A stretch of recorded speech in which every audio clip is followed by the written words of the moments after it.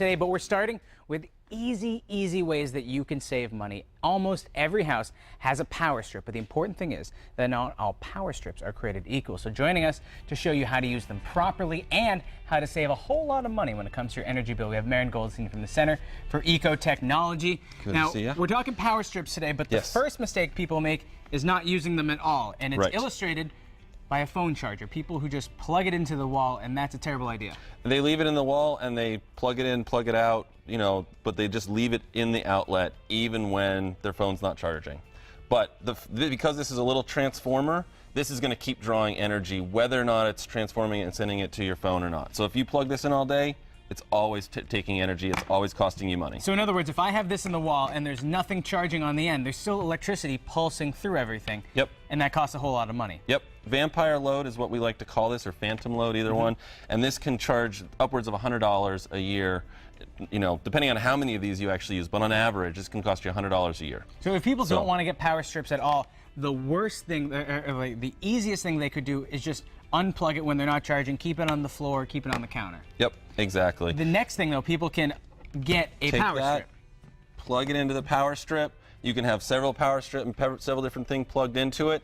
And then as soon as you plug your phone into it, and once you take it off, then you use the power. All of them have little power buttons, either on the back or on the front. And this is the important thing, and this is the thing that I'm cursing myself because I forgot to turn mine off today. So you don't have to unplug anything from the outlet. You can just click, turn it off. Turn it all off with one click button. And so you could save hundreds of dollars if you just do this simple tweak. Yep, it's a very good thing to do. It saves you a lot of money quickly. But there's some new technology out. There's new smart power strips. What are these? Yes, so the smart power strip, there's a couple different examples of them. There's definitely lots of different brands that are out there. But basically what this does is this is primarily for either your computer or your entertainment system, so your TV kind of thing. Isn't for something like this, for your cameras and your phones. No. It's for the big stuff. This is for the big stuff, and this is usually where you have multiple things all plugged in together.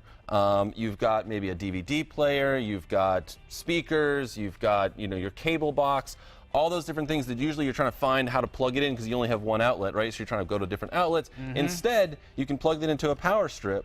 And then, because you can use this new technology of smart power strips, you can actually plug them in and have them all turn off with one click of the button. Which is great.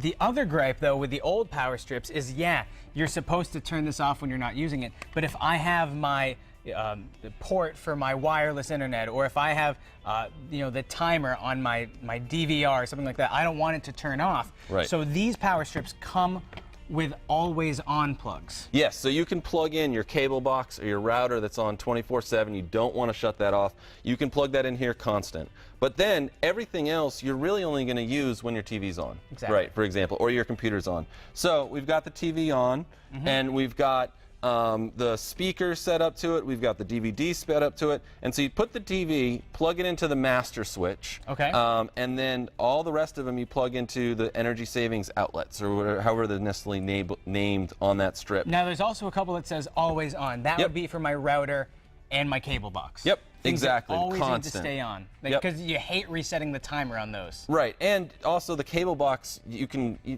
potentially, you know, I think that they tell you have to leave it on 24/7 or it can mess with your signal or something like that. So you don't ever want to turn that off. And be able to turn into 22 News all the time. Exactly.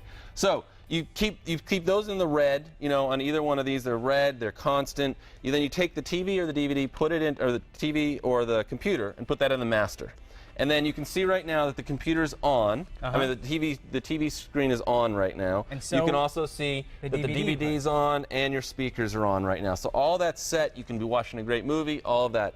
Now, all you have to do with the click of a button is you turn it off, and all of the things turn off. 1, 2, 3 are off. Yep. Which is great because normally you go and you have to shut this off, then this off, then this off. Exactly. So these strips can save you $100 a year. You say the nicer ones, they're only $30, so it pays for itself in a couple months. But if you really want to get into some cold, hard cash savings, energy savings assessment you can get done by Mass Save. Yeah, so Mass Save does a home energy assessment, no cost to you.